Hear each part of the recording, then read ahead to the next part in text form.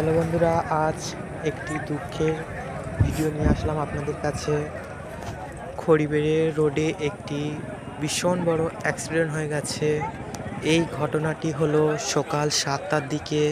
এই বাসের মধ্যে অনেকেই ছিল, অনেকেই ভীষণভাবে আঘাত হয়েছে। কারো পা ভেঙে গেছে, কারো হাত ভেঙে গেছে, অনেকে তো আবার মৃত্যুর সাথে লড়াই করছে।